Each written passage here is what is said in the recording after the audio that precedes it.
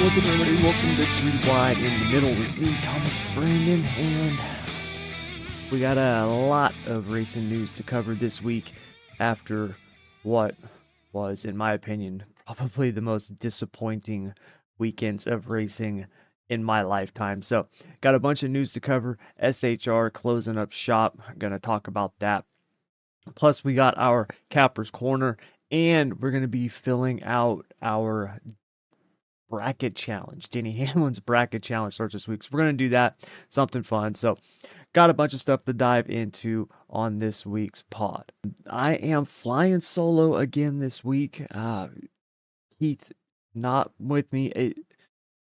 The scheduling stuff has just gotten so horrible, man. And this week, I didn't, with the holiday, and last week we ended up not doing the pod because I got sick with COVID. I was like really sick for a couple of days. And I, for some reason, when I get it bad. I get hammered with it.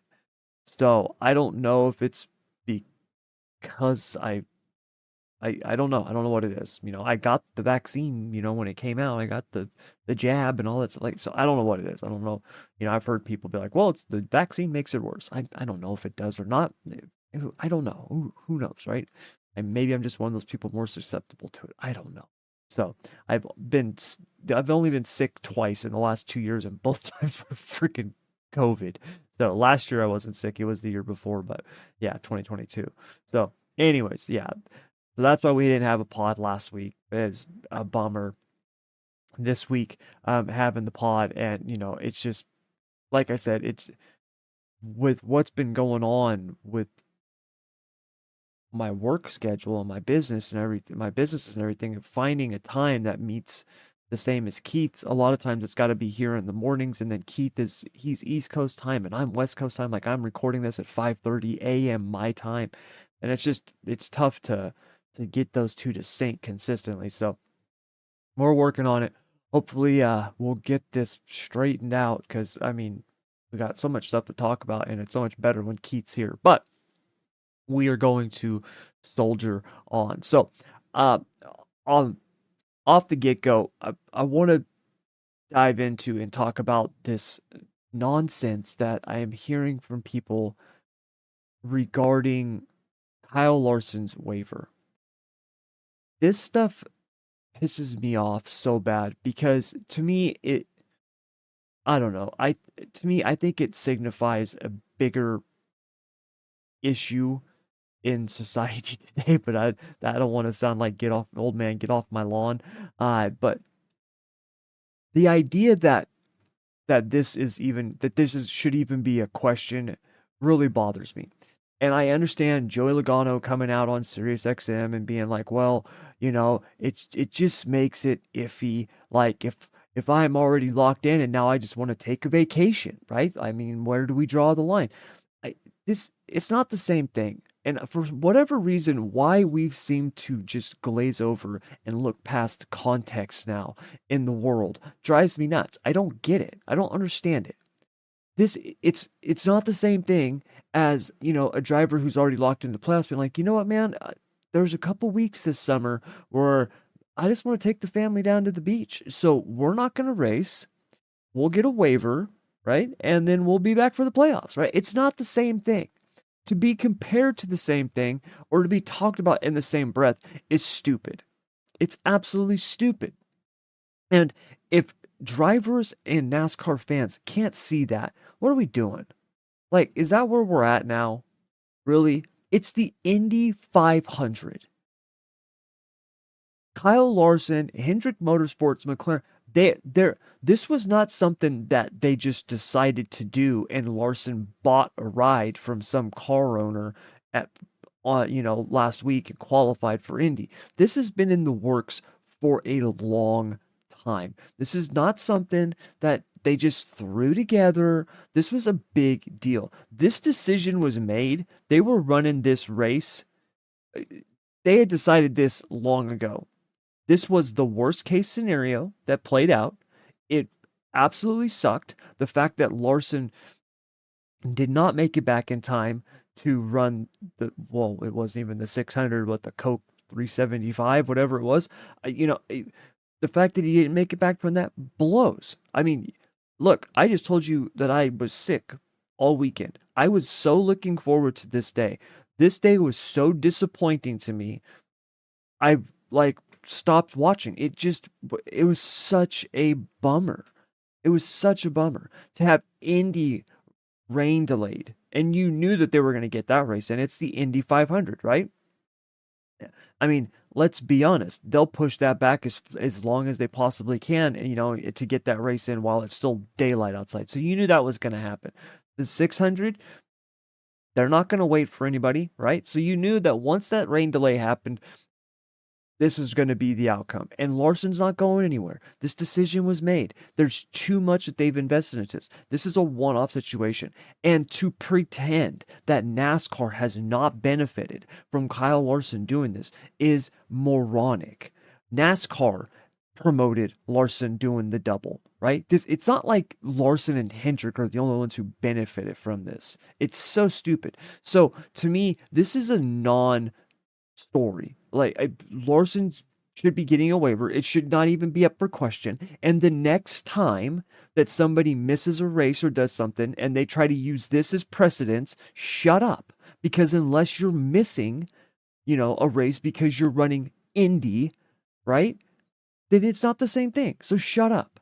Okay? Injury stuff, I get that, right? I understand that. And if you want to sit there and be like, well, drivers shouldn't be doing stuff like that, shut up. That's stupid.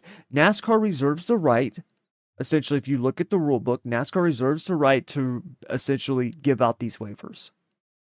And context plays a role in that.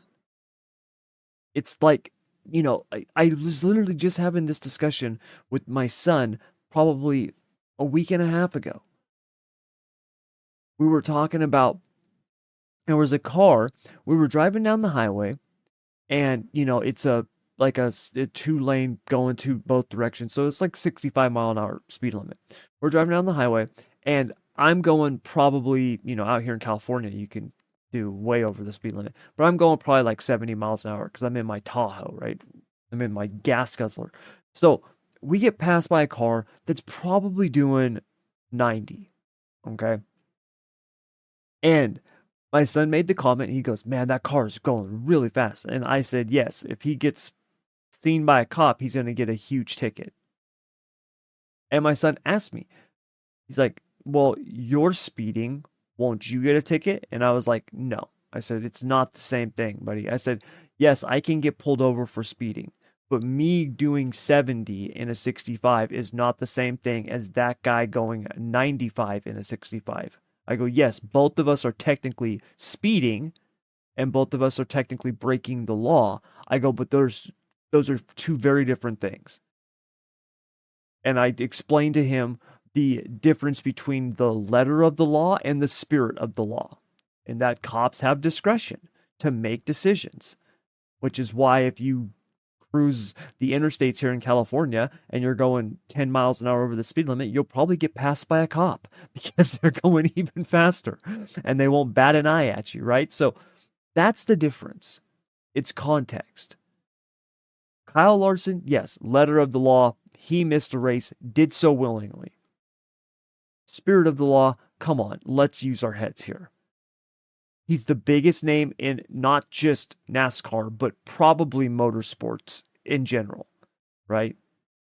If you walked around and just asked random people all over the world, I mean, it's probably Larson and, Verstappen, Lewis Hamilton, right? Like he's in that kind of company.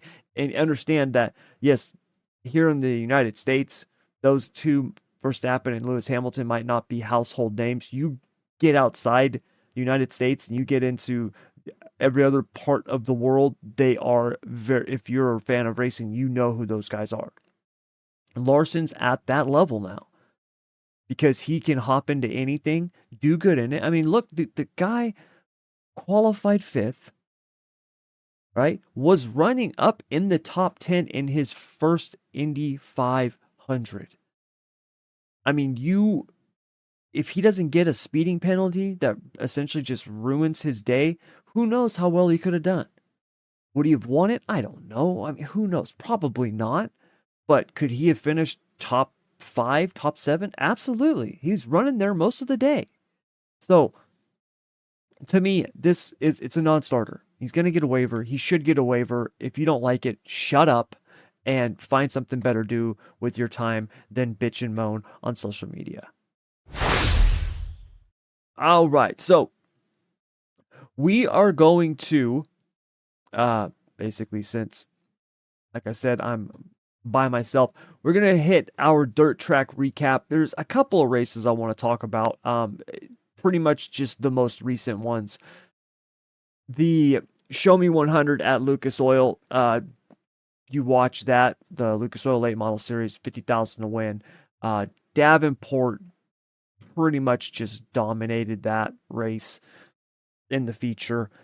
There was about a 10 lap, 15 lap maybe stretch there towards the middle of the race where it looked like McCready might be able to catch him and do something. And Davenport just, once he kind of changed his line around a little bit, he was gone and there was no catching him. There was nothing that anybody was going to do with him that race. There just wasn't. He was the car to beat and he won it. He straight up won it. So not a whole lot happening there. There was also a where was that at? It might have been Macon. There was a late model race there. That was an absolute cluster. They were beating and banging on each other. It was an absolute just shit show. Brandon Shepard's car had like flipped over and landed upside down on another one. I mean, it was just chaos. So yeah, there was a lot of hurt feelings about that one. Yeah, so last week, that was a weekend before that ultimate. Yeah, so because this was like a couple days ago. This was during the week, midweek race. It must have been was it Super Series or Flow Racing Night in America? One of those. I mean, there's so many late model series, man. I lose track of them. There really is. The World of Outlaws sprint cars. You had Atomic this last weekend. And then what was it? Fremont. Night number 1 at Atomic was gravel, and then night number 2 was Sheldon Haudenschild.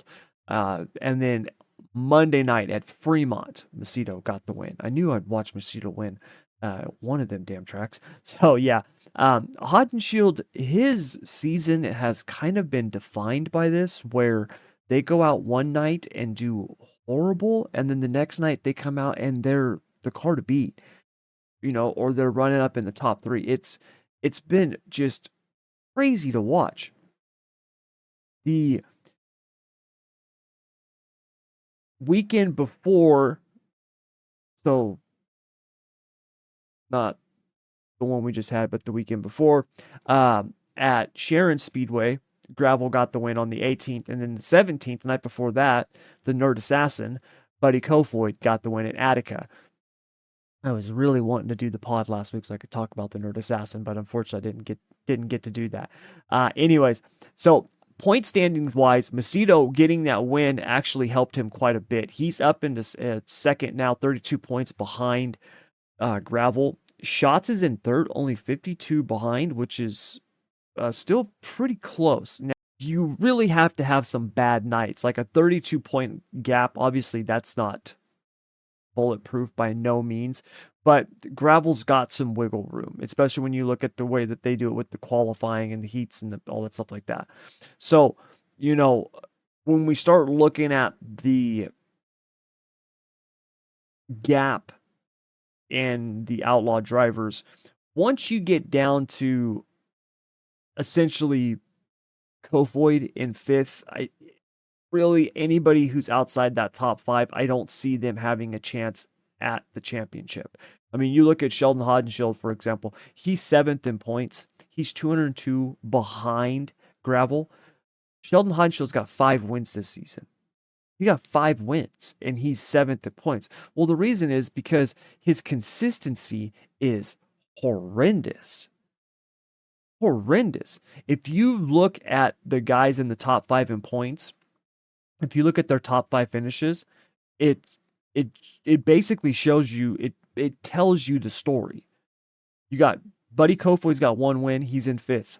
He's got 12 top 5s. Gio Scelzi, 4th in points, 1 win, 13 top 5s. Donnie Schatz, 3rd in points, he's got 2 wins, 11 top 5s. Carson Macedo, even though he hasn't been winning like he has in years past, he's got 2 wins on the season. He's got 17 top 5s. The only person who's got more top 5s than Carson Macedo is David Gravel. So, those top 5s are really important. It's why we talked about forever with Brad Sweet. Why he was so good for so long is because of his consistency. Rarely did Brad Sweet have a 15th place finish. That was almost unheard of. So, Gravel really, really running well this year. I will tell you this right now, even if Sweet was still with the Outlaws, I think Gravel, the way that he's running right now, obviously different tracks, different series, but the way that he's running right now, I think he would be on top of Sweet. I do. Sweet's been good and he's starting to show, he's starting to come back around, but he has not had the same consistency this season that he's had in previous seasons. Obviously, we still got a long ways to go, but yeah.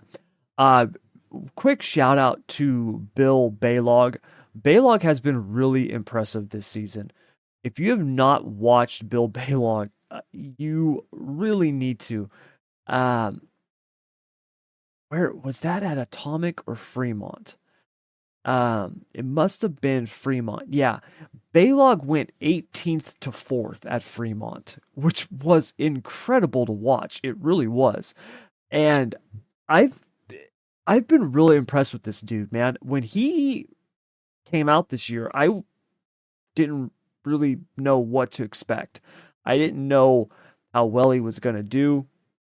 Obviously, he's not somebody that I've heard a whole lot about. When you look at where he's at career-wise, I mean, the dude's 45 years old, and he's running for the World of Outlaws Rookie of the Year. Normally, we see this at kids who are in their 20s, right? So for him to come out and be doing what he's doing this year is actually really impressive. He has been a real joy to watch. And for somebody like myself who is in his, I'm 41, but to see somebody 45 years old going, I'm going to run with the Outlaws this year and going out and doing it and doing well, in my opinion, doing well. It's been awesome to see. So shout out Bill Baylog, dude. I've really enjoyed watching him, and I'm looking forward to seeing what else he can do this year. I'm hoping he can pop off some wins, man. I really am, because it would be really, really cool to see. So, all right, moving on. We got the high limit sprint cars. Where was that? I'm trying to remember the name of it. Where the hell did they just run? I'm forgetting the Grandview. So Grandview, Sunshine has the lead and loses it on the last lap to Brent Marks. So Sunshine goes to the high side in 1 and 2, trying to clear lap traffic. It looked like the bottom had become really dominant. To me, it looked like the bottom was taking rubber, like it had gotten rubber down. I don't know that for certain, obviously, because I wasn't there, but it sure seemed like it. There was some guys still trying to get the high side to work, and Sunshine goes high to try to get around lap traffic. Had he just followed the lap cars on the bottom, I don't know if Marks could have got around him. Marks was coming, but Sunshine goes high. Marks stays low. He gets around him. Marks takes the lead and gets the win. Basically last lap pass. Sunshine finished second. You had Rico in third, Brad Sweet fourth, and Corey Day fifth. If you look at the points right now, on the full series, you got Sunshine in first, 1276. He's only 8 points ahead of Brad Sweet, but he recaptured that points lead. Brent Marks in third, Corey Day fourth, and Rico Abreu fifth. Those are your top 5 for the charters. 6th through 10th, you got Parker Price, Miller, Spencer Baston, Justin Peck, Zeb Wise, and James McFadden. So, High Limit Series, they will be. Crap, where are they at next? I should have left up the schedule, shouldn't I? They are heading to Lawrenceburg tonight. Yes, so they're going to be at Lawrenceburg tonight. They will be at Butler Speedway on Saturday for the Mace Thomas Classic. And then on Tuesday, they're going to Davenport for a midweek Money Series race. Outlaws, they're heading to, forgot to pull up their schedule and tell you that. They're going to be heading to Beaver Dam Raceway this weekend, where you've got Beaver Dam, tonight and tomorrow night, and then they'll be at River Cities next week. So that's basically the dirt track recap. Not a whole lot else that I really want to dive into. I mean, obviously we could go through a bunch of other little series and stuff, but I want to move on to our bracket challenge. So we're gonna be doing the Denny Hamlin Bracket Challenge on 30 Mo Media. I'm gonna fill that out, and then we'll also be doing our NASCAR best bets in Handicappers Corner. So stick around.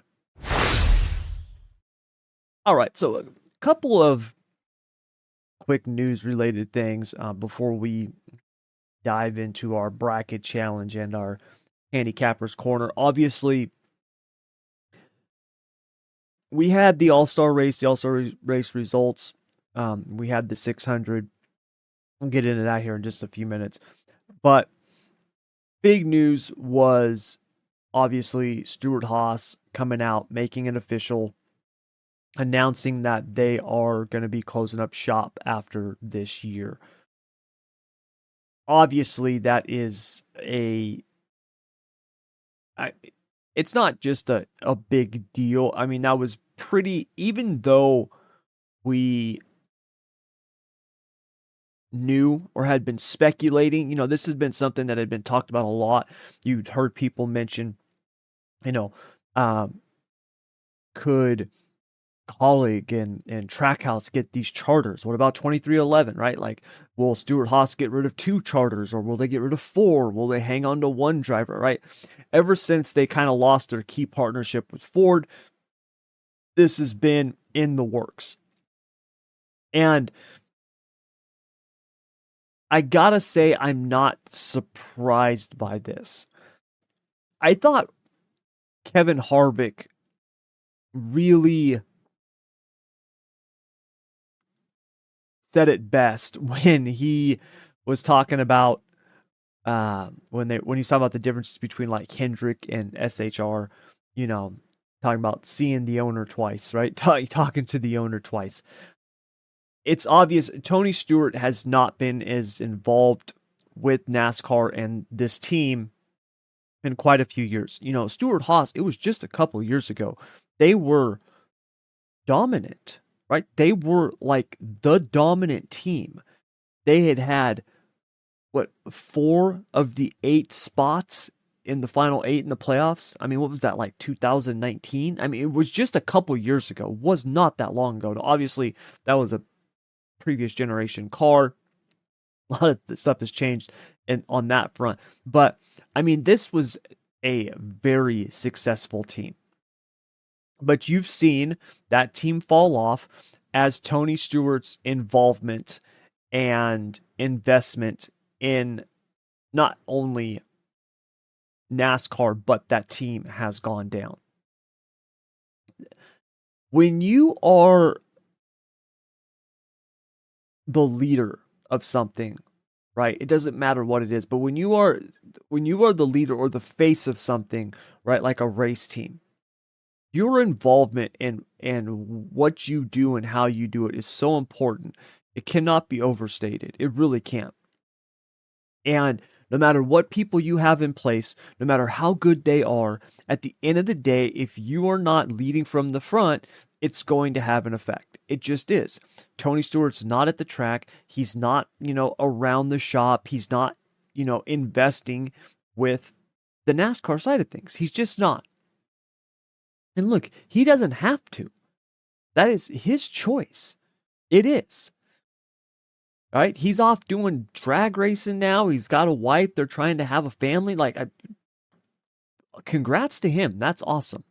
And you've seen the NASCAR team suffer, in my opinion, because of this.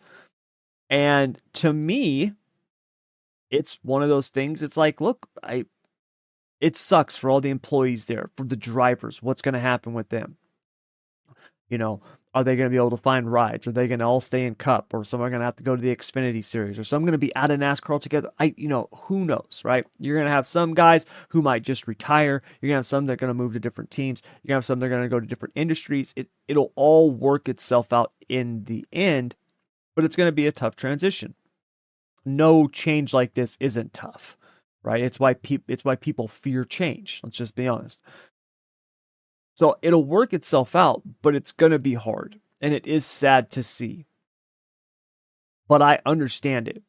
Tony Stewart does not seem to have any type of love for NASCAR anymore. And if you don't love something, you're not going to invest in it the way that racing is a labor of love. And those who do it, and do it at the highest level, I tell my wife, I'm like, this is a disease. It is a sickness. Because my wife doesn't understand it. She did not grow up with racing. She does not understand it. She does not know why I love it. She doesn't get the whole thing. She just doesn't get it.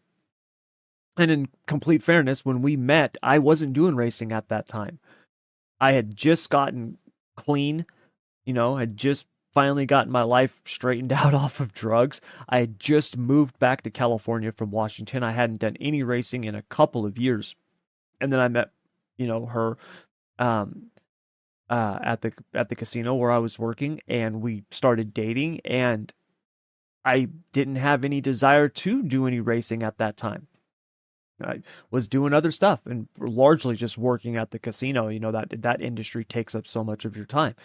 And it was, only a year and a half after we met, my son was born. And, now we're engaged, and I've got a 6-year-old stepdaughter, 7-year-old stepdaughter, and a baby. So racing was not anywhere on my radar. Taking care of my family was, working was. It wasn't until years later, 2018, 2019, when I had started doing sim racing, where I got back into racing. Where I got back into not just sim racing, but real life racing. And I was like, God, I forgot how much I loved this, because that's really what happened is I had been doing so many other things and just didn't have time that I had forgotten how much I loved it and how good at it I was. I started sim racing as a way to pass time in my other online business because I had these big, long lulls where I was doing nothing, just sitting around waiting for something to happen. And in the world of, the financial markets as a trader, that's like playing with fire because you start making dumb decisions and, it just opens up this whole can of worms. And so that was how I got into sim racing. Then I started sim racing. Then COVID happens, and then everything explodes. And all of a sudden, by the end of 2020, I'm got an online business, and I'm doing things in racing again that I had never planned on doing. And all of a sudden, my wife, who has been with me for at this point, 8-9 years, going, where did this come from? What is this? So. For her, she don't get it. She don't understand it. She don't, you know what I mean? And when we met, she didn't even know that I was into it. So for her to see where I'm at now and where I've gone in the last few years and how much I love it and care about it, I went to the local dirt track with my wife and my daughter. Well, it's probably like 2 months ago now. And I remember pulling into the parking lot. We got out, we were walking to the pits. And I remember looking at both of them and saying, I was like, I love you guys more than anything. I said, but I cannot put into words how bad I have missed this. Like, I've missed it so much, Didn't even realize how much I missed it until I was back at the track again. Actually putting my hands on race cars again. It's an absolute sickness. It really is. And you have to be invested in it if you want to succeed. Right? And I don't care what level that's at. It doesn't matter if it's your local dirt track. It doesn't matter if it's NASCAR and anything else in between.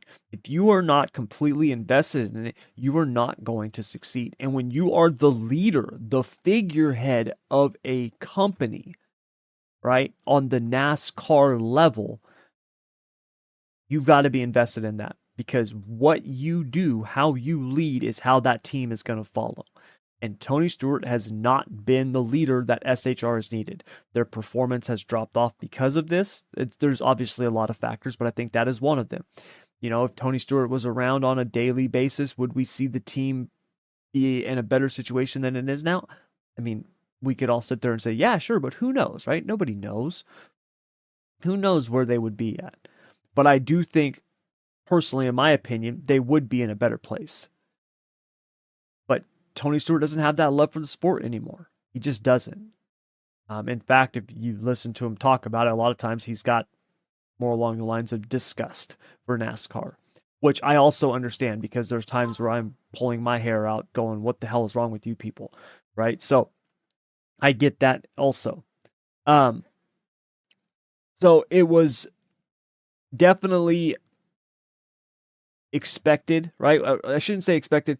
It wasn't expected, but it was not a surprise when they announced that they are going to be shutting the doors, which was sad to see. It was. Like I said, there's a lot of success that team has had. This is not like, front row, or, when they shut down, right? That was, I mean, you're talking about essentially a one car operation.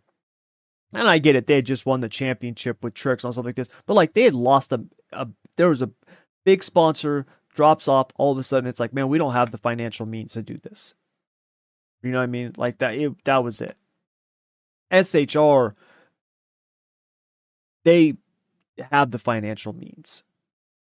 To me, this is two people, in my opinion, at the head, Gene Haas and Tony Stewart, that do not have, whether it's the love or the desire to invest what they need to invest into this NASCAR team to continue its success, and right now to turn it around and get it on the right path. And because of that, they've just been like, hey, but we're done. We are done. I don't think they've come to the decision lightly. I don't think this was something they're just like, yeah, whatever, screw it. I think they've thought long and hard on this. And when you look at where they're at, and if you really dive into, what's going on with Tony Stewart, and like I said, his feelings towards NASCAR and all that stuff like that, this seems like something that's kind of been a long time coming, in my opinion. I thought once they lost that key partnership, it seemed like this ball had started rolling then. And now here it is. It's here. And end of the year, they're going to be shutting its doors, and we'll have to wait and see what happens. I do think Chase Briscoe and Noah Gragson will find rides in the Cup Series next year. I do believe that.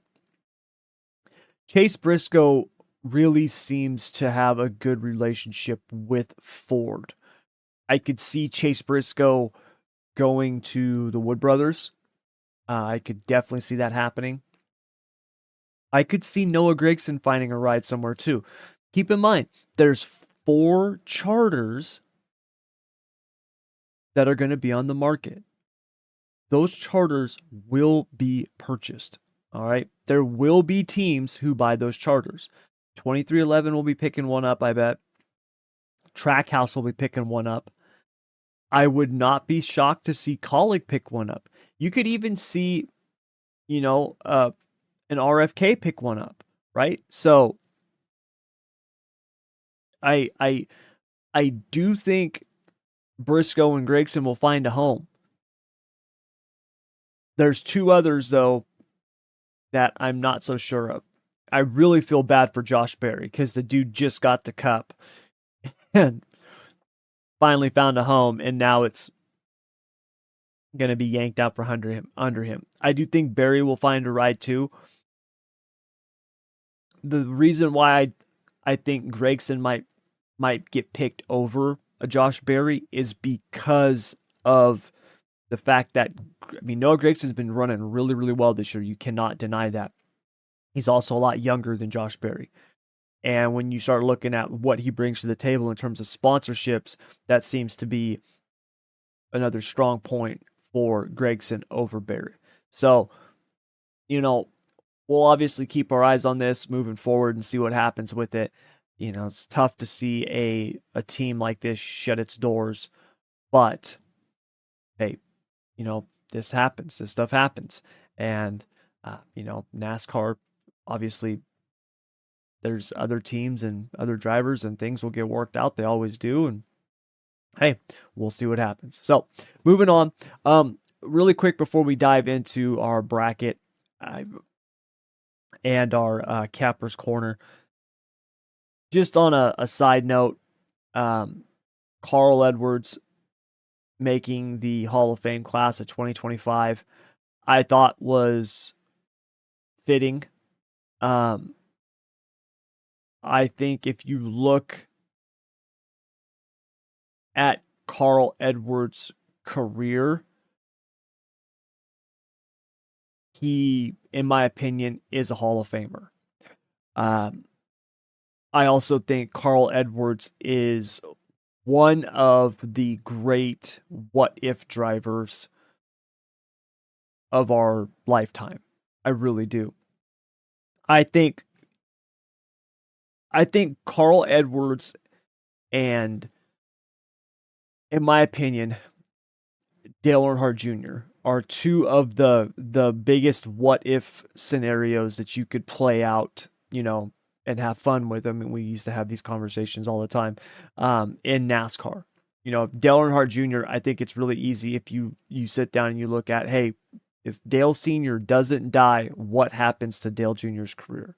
Right? I think it's very feasible that you could sit there and play that out, where you could look at him and you can say, hey, look, DEI stays around. DEI's trajectory at that time, they were going to be the team, right? They might not, top a Hendrick Motorsports, but they were on that trajectory. You could very easily make the case that, Dale Earnhardt Sr. doesn't die, here today, DEI is on the same level as a Gibbs and a Hendrick. Like, you could make that argument. They were on that path. And DEI was doing very well, and Dale Earnhardt Jr. was doing extremely well. You look at the years that he had leading up to that, before Earnhardt's death, and then even afterwards, the first few seasons afterwards, 04 was a great year. 04, Dale Earnhardt Jr. should have won the championship. That was his year. They had 6 wins. You look at the penalty that he got for his post race at Talladega, which was stupid. Him getting wrecked. It's just, you look at it. They got that win at Phoenix, but afterwards, that was their championship. That was their championship. They should have gotten it that year, and they didn't. And then obviously we know what happens afterwards. DEI falls off, Earnhardt leaves, and then he gets to Hendrick, starts off well, then struggles, has concussions, finally gets, a Steve Letarte, things start turning around, and because of concussions and injury, he never fully materializes at HMS and does not have the career that many thought that he could have. Definitely a great driver, had a lot of talent. When you look at his NASCAR career in totality, and that's the thing that you have to remember about the Hall of Fame, is this is not the Winston Cup. This is not the Cup Series Hall of Fame. This is the NASCAR Hall of Fame, right? So you're looking at NASCAR in totality. Dale Earnhardt Jr., when you take into consideration what he did in the, the Busch Series or the Xfinity Series, for all you purists out there, you look at that, it was incredible, right? He had a Hall of Fame career. Carl Edwards is the same way, in my opinion. You look at what he did, he won over 70 races when you combine the truck, the Xfinity, and the Cup Series. He finished second in the points twice, should have won the championship at Homestead. We can all go back. You can, bar none, hands down, Carl Edwards should have won that championship. That caution was bullshit. I don't care what anybody says, right? He should have won that championship. That was his championship to win, and he didn't get it, right? He got screwed. I saw in an interview with him where he was kind of beating around the bush, and I understand that NASCAR's putting on a show for the fans, and whatever. He's being professional about it, and he's being, good about it. At the end of the day, Carl Edwards got screwed. That's all there is to it. And he left. And he still had a lot of gas in the tank. That was not, it's not like he, retired at 45. I mean, I don't even think he's 45 now. I think he's in his early 40s now. Like, the dude could still drive today if he wanted to. Like, he really could. We all know what kind of athlete he was, an insane athlete. So, yeah, to me, Carl Edwards is someone that, had he stuck around, I do think he would have eventually gotten a championship. Overall, if you look at Carl Edwards' career, he was, even though he didn't get a championship, he was a championship caliber driver in the Cup Series. He obviously won an Xfinity Series championship.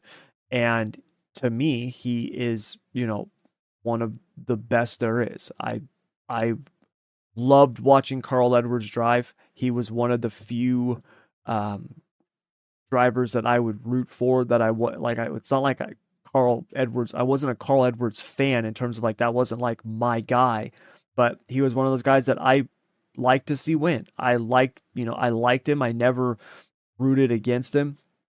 I always respected his talent and his ability. And to me, the dude was always just like a class act. He really was. And even to this day, years later, after everything that happened to him, I think it's awesome that he is getting into the Hall of Fame. It also brings up an interesting conversation where people too often look at situations from their point of view, right? So the fact that Carl Edwards just retired and walked away just doesn't make sense to people, because, we look at that, like myself, I look at that and I'd be like, God, I don't care how upset I was. If I'm a professional NASCAR driver, I'm doing it, right? Like, I'm not leaving that. They're going to have to force me out. I don't ever want to quit.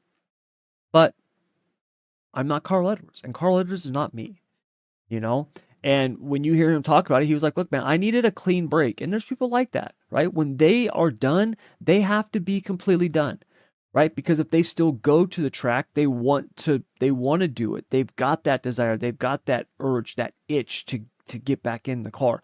I just told you about me being away from the track and being away from racing all those years. And now that I'm back into it and got into it, like, I want to be back so bad. And it's one of those things where it's like, I can't do this halfway. Like, I'm either doing it or I'm not doing it at all, right? Like, that's kind of where I'm at with it.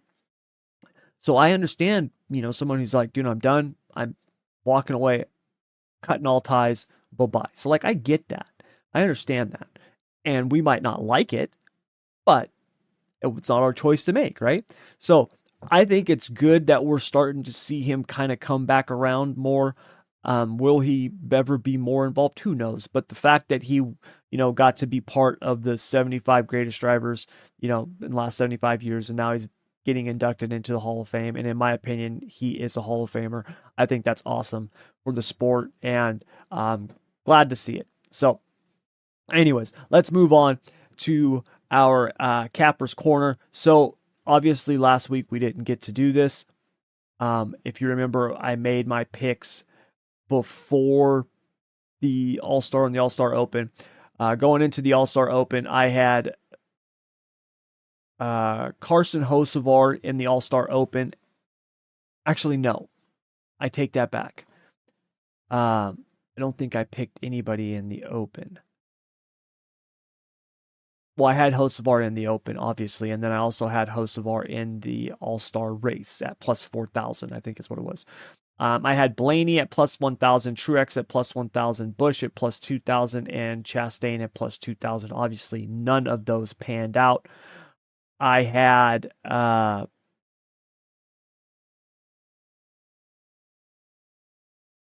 Kyle Larson over Denny Hamlin. We lost that wager. And then I had Tyler Reddick over Christopher Bell. That was one that we did win. So overall, it was a losing week, but we're still up on the season. We were down 235 All-Star weekend, but we're still up 265 on the season. Going into Gateway this week, couple of interesting odds. When you start looking at outright winners, Gateway's tough because it's not your typical intermediate track. This is a intermediate track that races like a short track, right? You're downshifting into the corners. 3 and 4 is really flat and kind of sweeps through.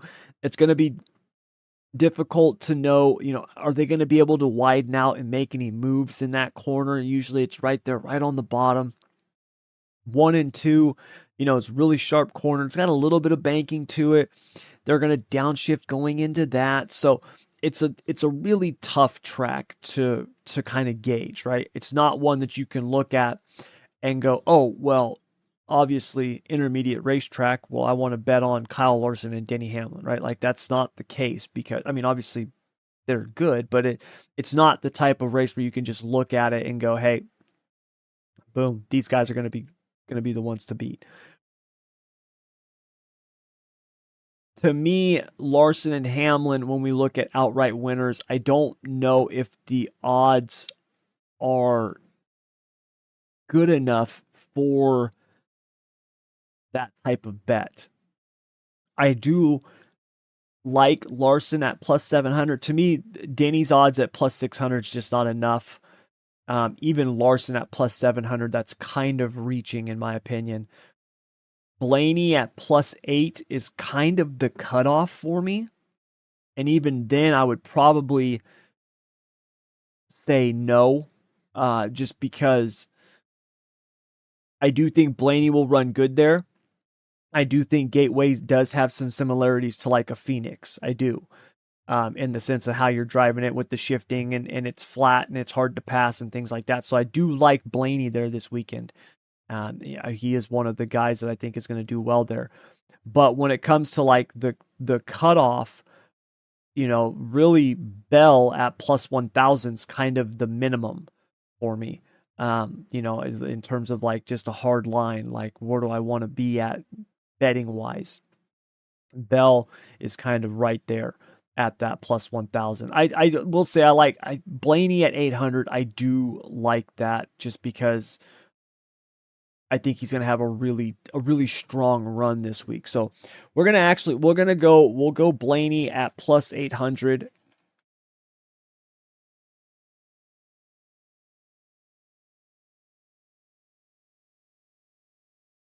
I'm going to also take,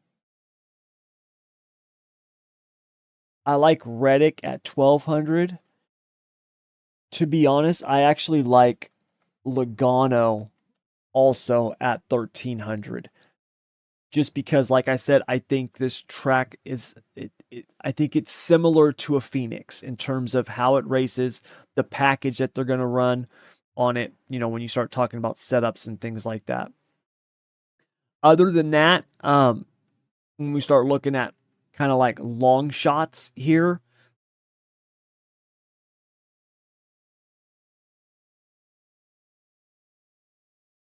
I would say, well, you know what, man? I got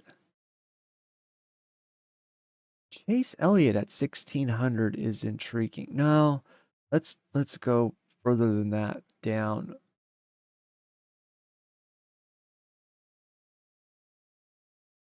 Bubba Wallace at plus 4,000. I do like that in terms of outright winner. That would not shock me. Josh Berry at plus 6,000 is another one that obviously very, very long odds. But in terms of looking at a payout, this is a track that's tough on tires. I talked about this at Darlington, and Berry had an incredible race there. So I think those are two as well in terms of long shot bets where you can look at it and say, hey, look, for what you're potentially getting on the offshoot that those guys, right? Keep in mind, Josh Berry is now racing for his NASCAR Cup Series career. Like he's got to do something and he's got to show teams that he deserves to stay, right? SHR is shutting the doors. You can never count out the aspect of somebody's back against the wall. It's what we always talk about when we look at other sports like stick and ball sports, or you look at like NBA playoffs that's going on right now. The Dallas Mavericks were beating the Minnesota Timberwolves in this series in the Western Conference Finals. They were up 3-0. Everyone's like, they're going to get swept. You cannot look at that and factor in and not factor in the human aspect of it, where a team like the Mavericks that's already up 3-0, they are not going to have the same level of urgency as the Minnesota Timberwolves, who are down 3-0, where if they lose, they're done, right? It is everything to them to win, where the other team, it's not, right? That aspect, you have to factor that in, and what that equals in terms of results is almost impossible to know. But when you have a situation like a Josh Berry, right, who we know is a good driver, and now he is essentially racing for his NASCAR Cup Series career, that is a factor that I think has to be taken into consideration. What is that worth? I don't know. But when it's plus 6,000 odds to win, would I be shocked if Josh Berry won a Gateway? No, I wouldn't. I wouldn't be. I'd be surprised, but I wouldn't be shocked, right? So to me, that's one of those that I think it's worth taking a flyer on. I gotta tell you, I do like. I was gonna say I do like Chastain at plus 2,200 as well. But let's move on. So that's outright winners. Let's go top three here. So top three payouts. This is where we talked before about when we start getting into top three and top fives, you really got to start looking at, what's the payout worth. You're getting pretty far down into the list of drivers before you're going to come to, a decent risk we're taking. So example, we just talked about Chastain plus 2,200 to win. He's plus 600 to finish top three, right? If he's going to run top three, his chances of winning are obviously really strong, right? To get the wins, you got to be up on that podium. So is that worth plus 600 on the payout, right? Or excuse me, 1,600 on the payout. Pretty big drop, right? So that's where you look at it and you say, look, if I think he's good enough to be top three, I also think he's good enough to win. I'm not sure that it's worth the payout though, for me, right, personally. Now, once again though, we look at this, I can tell you right now, Carson Hocevar plus 6,000, I really like. We've seen Carson Hocevar show speed there. Remember when he filled in for LaJoie, right? And when LaJoie was running the 9 car, Hocevar was out driving LaJoie. and looked really good. Now, obviously, had some brake issues, and taking care of your stuff at a track like that is really, really important. But we know that Carson Hocevar has speed. For Carson Hocevar, for me, when you look at a top 3 payout of plus 6,000, and even when you get into plus 3,000 for Hocevar to do top 5, I like both of those. I really do. Because I think Hocevar is one of those guys who has shown really good speed.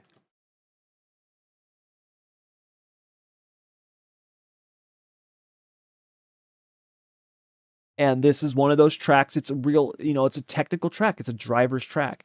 Being fast and taking care of your stuff matters. I think Hocevar's got talent, and Gateway it's a tricky track. It is. So for me, when you start looking at top 5s, I like those. I like that for Hocevar top 3 and top 5. Other top 3 bets.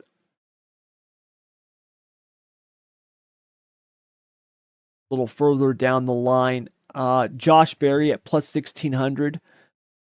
Once again, that's, to me, pretty good odds on that when you start looking at where I think he's going to be running, what he could potentially do. Bubba Wallace is kind of the cutoff for me at plus 1,100. I've got him at plus 4,000 to win. Plus 1,100. That's close. I would rather go Josh Berry at plus 16. Even Noah Gragson at plus 2,000. Those are two that I would not feel bad about. I'd feel pretty good about in terms of top 3 when we look at the odds, the payout. Now, with that though, if you could pad the potential finishing range, right, and you're not losing too much in the way of odds, then you would look at a top 5. Gragson is plus 750 for a top 5. On the top 3, he's plus 2,000. Right? So that's one of those ones where you're talking, that's more than 50%. Right? That's a big drop. So to me, the plus 750 is just not enough. I would much rather have him at plus 2,000 for the top 3. Yes, if he finishes 4th, right, that's going to suck. But when we look at it over the long haul, because remember, that's what we're looking at here. We're looking at this over the long haul. At the end of the season, we want to have more money than we've lost. You've got to factor those in. So I'm going to actually take, for our top 3, we've already got Hocevar plus 6,000. I'm going to take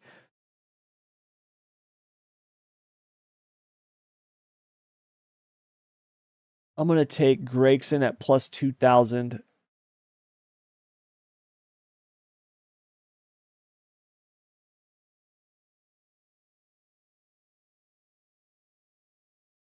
And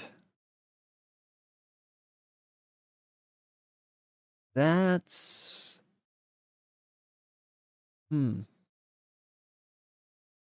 it for the top 3s. Top 5s.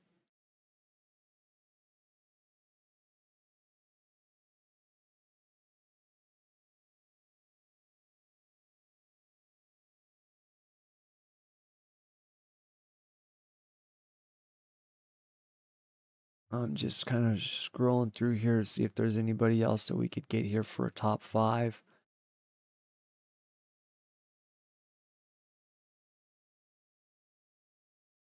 Nobody really else that's kind of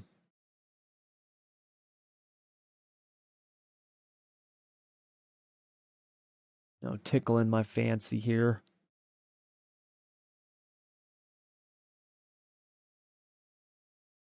Yeah, nobody in the top 5. Nobody else. Well, Suarez kind of at plus 14. We'll take Suarez top 5 plus 14.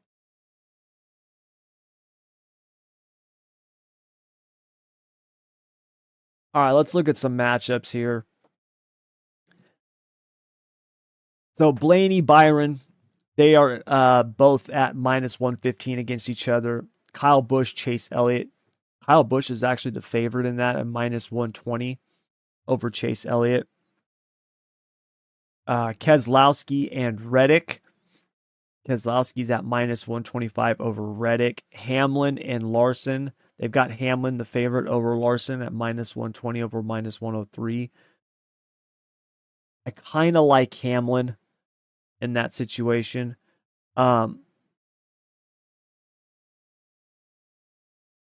Christopher Bell at plus 120 over Ryan Blaney. I actually really like that. I think Bell gets no love, dude. The guy gets no love. I felt really bad for him getting the win at Charlotte and then getting booed. Now I understand the fans were booing more because they were calling the race. I get that. But still, that poor guy, I don't think Christopher Bell gets the respect that he deserves, man. The guy is so good. And yeah, their team it has not had the season that they had started off having, but I do think they're going to get things turned around. I do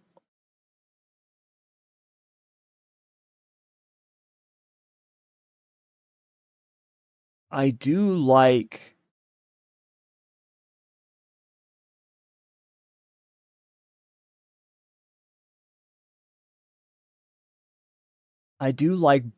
Blaney over Byron. I do like that one as well. Just because, like I said, I think this track suits Blaney. So we'll take that one as well. Blaney over Byron. That is a minus 115. So basically, you're wagering $115 to make 100. The 15's the juice, the VIG. Last one.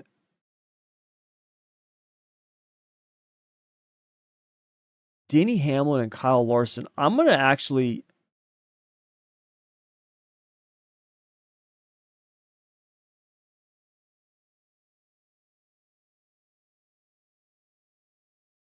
Man, that's a tough one. Oh, man, that's a really tough one. That feels like a coin toss to me. I could make the case right now. I could see Hamlin. I mean, obviously, this type of racetrack is going to suit Hamlin better than Larson. But Larson, the dude can drive anywhere. It's just ridiculous.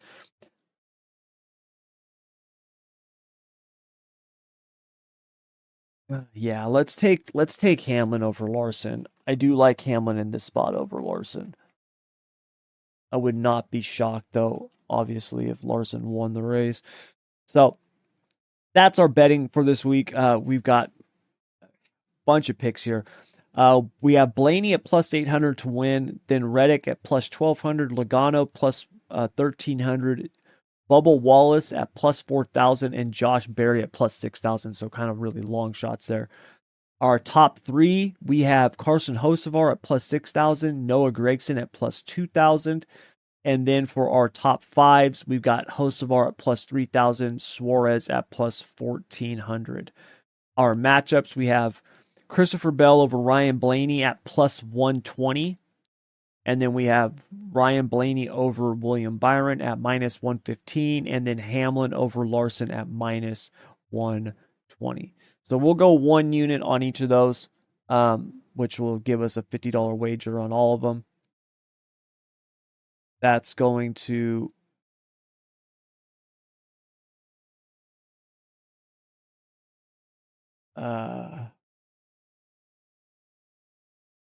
calculate this real quick. So that's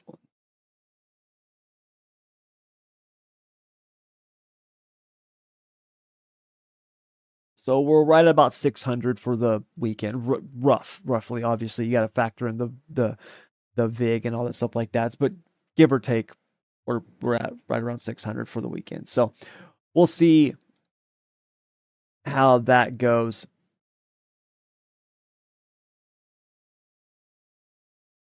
All right, moving on.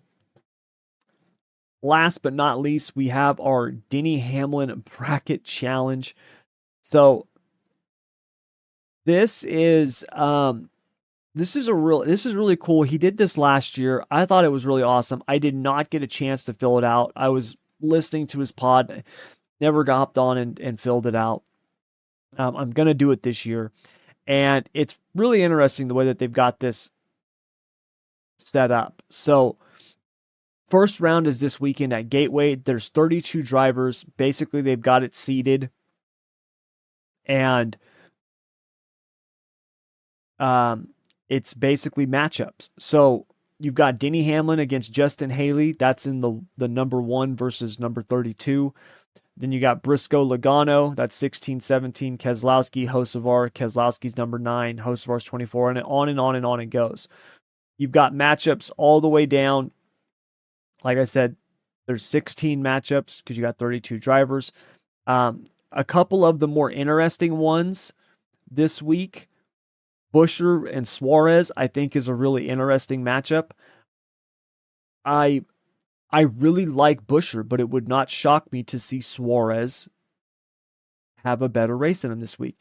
What I think is interesting, though, is when you start looking at next week, right? So next week is at Sonoma. That's kind of a wild card race. That's where you start looking at and you say, hey, look, man, if Suarez does get through this week, I could see him getting through next week as well, right? I could see him making round 3 at Iowa. And obviously, if he did that, he would be going up against, like a Truex or Austin Dillon. I think Truex is going to beat Austin Dillon, but you get my point. Kyle Larson is going up against Corey LaJoie this week. I think, most people are going to have Kyle Larson moving on. But in the 14-19 matchup, you've got Kyle Busch and Josh Berry at Gateway this week. Really interesting. Yes, I think Kyle Busch is probably going to move on, but I would not be shocked if Josh Berry did. I just told you why I was betting on Josh Berry as a potential winner at Gateway, right? Obviously, those odds are a big part of that, but really interesting matchup. So we'll go through it quickly. I'll give you my bracket quickly here.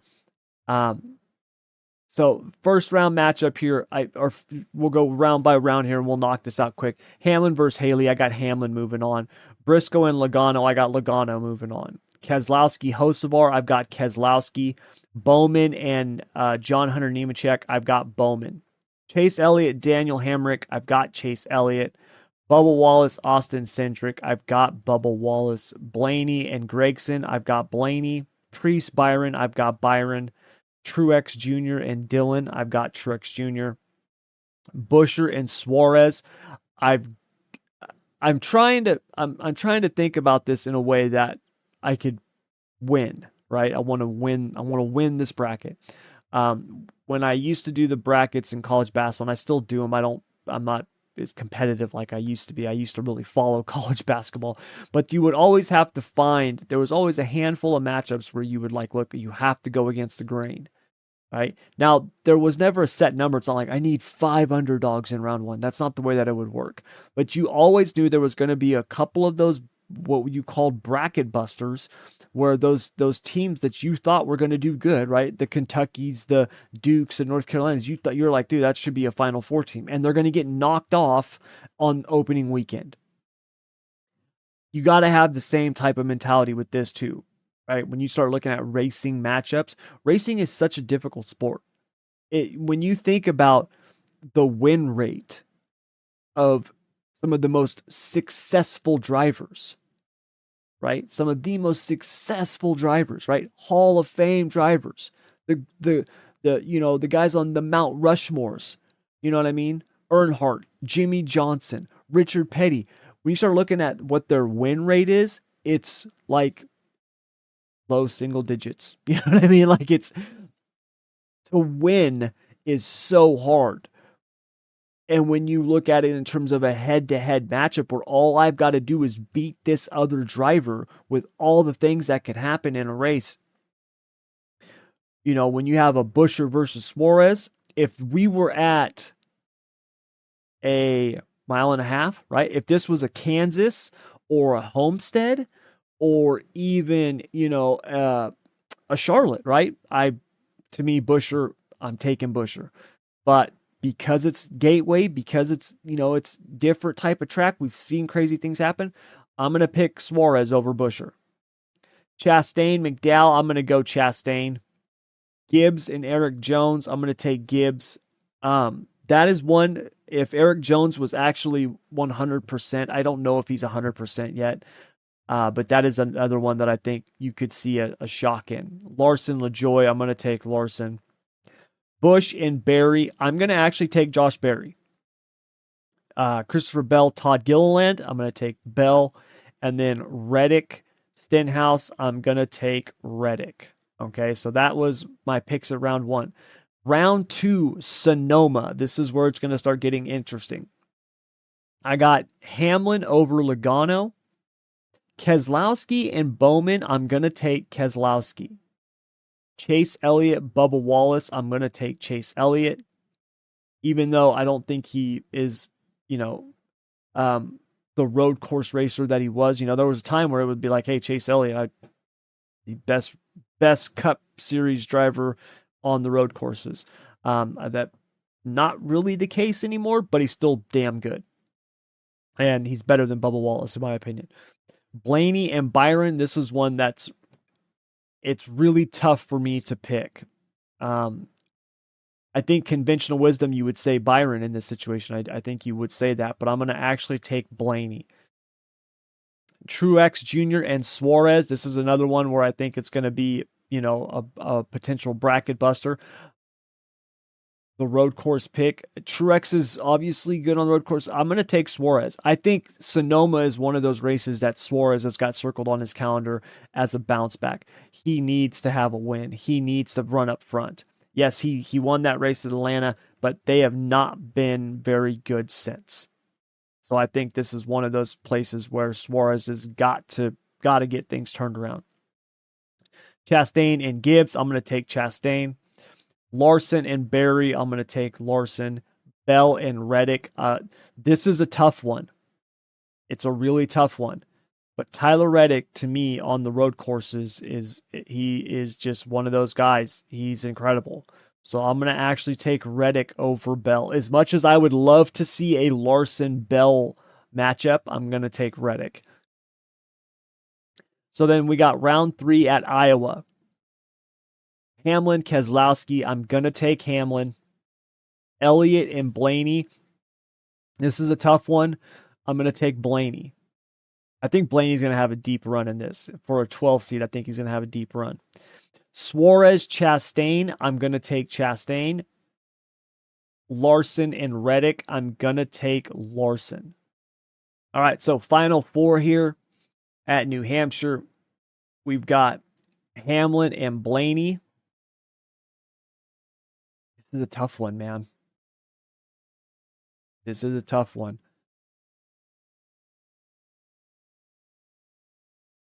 I am going to take...